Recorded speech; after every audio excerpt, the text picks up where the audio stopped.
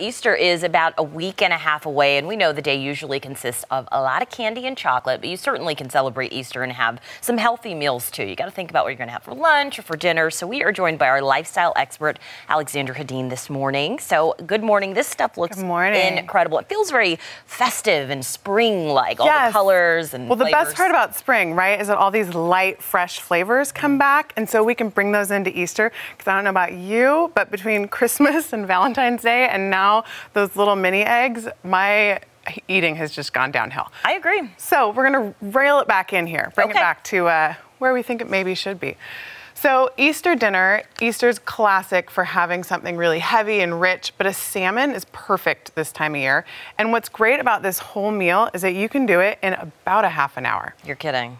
Not even a little, because salmon cooks in 15 to 20 minutes, depending on how thick your piece is. So this is just a lemon pepper salmon with olive oil, pepper, salt, lemon on top. You put the asparagus around it on the pan and roast it all together. It's done in about 20 minutes. Oh, that's the best. The one-pan meals where you can put everything in one, not have to worry about it, stick it in the oven. Are you wrapping this up in foil? I'm not. Oh, you're not? You just put it in a hot oven, leave it out. It gets that good, like foamy thing on top where the salt comes up, and it's really lovely. So this is super easy, simple.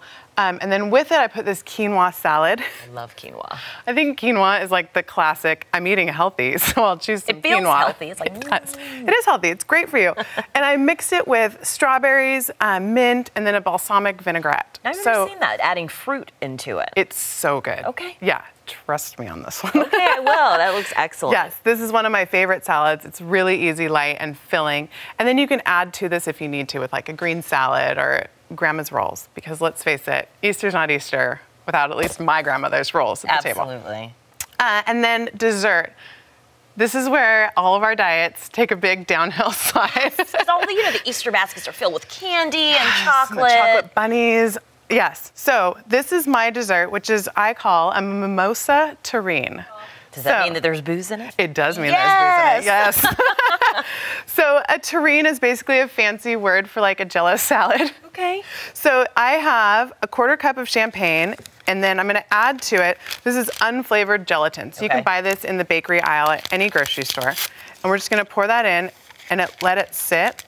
What it's gonna do is soften up the gelatin, and you're gonna see it kind of start to absorb the champagne. Okay. And then in a pan at the same time, we have about 1.5 cups of champagne that we're gonna add a cup of sugar to and let that cook down.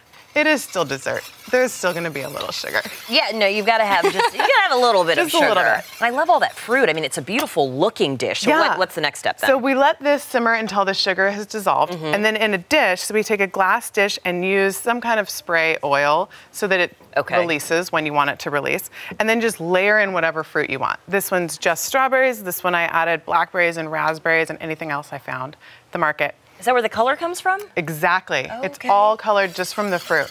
So once the sugar's dissolved, and see how the gelatin is starting to react and soak up, that's what you want it to do right there.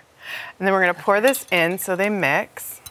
Yummy. Okay, so we're running out of time here. So at this point, we would mix this up. We mix it up. We add some dry soda. This is the mimosa part because it's orange flavored. Pour this over the berries. This sits for 6 to 12 hours, and you're done. Pop it out on a plate. Good to go. And it's got like the consistency of a Jell-O. Exactly, but it's super good. Okay, that looks like a lot of fun. And finally, what do we have going on here before we say goodbye? Set your table, keep it simple. If it's not simple and fun, you're not gonna do it. So we used some eggs here that we dyed in tea and added a name to it, filled teacups with wheatgrass and just lifted them up for some whimsy. Keep it simple, keep it fun. That is so gorgeous, and it can be cheap. I saw a nice little tea set at Value Village the other day for like $5. Yes, between Value Village and your grandma's cupboard, you can find tea sets anywhere. Your cupboard. Yes. This stuff looks awesome and light and fresh, and thank you so much for being here. Thank you. As always. We appreciate it. All right, you can find, of course, these recipes on the website. If it looks good, sounds good, go ahead and check out alexandrahedin.com or the Weekend Society app.